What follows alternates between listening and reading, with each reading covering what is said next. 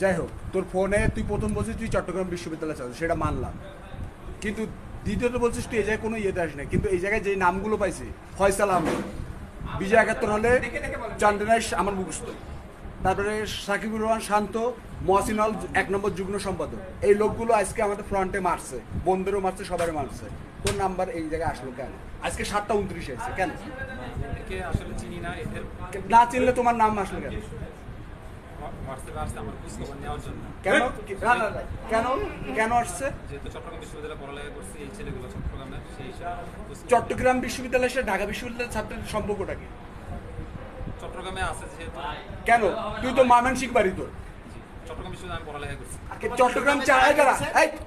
চট্টগ্রাম চান্দনাইশের ছাত্র সংগঠনের তো তুই দায়িত্ব না, তুই যদি সাধারণ ছাত্র হইতি তাহলে তো ওর দায়িত্বে তুই থাকবি না। আমরা তো অনেক সংগঠন করি, ডুসাম অনেক কিছু করি, এর সাথে তো তোর সংশ্লিষ্ট থাকার কথা না। তাহলে এটা কি ধরনের সম্পর্ক? আবার তুই বলছিস শিক্ষামন্ত্রী, এই যে ৫০,০০০ টাকা দিয়ে আসছে শিক্ষামন্ত্রী দপ্তরে, ৫০,০০০ কারে কারে দিছিস?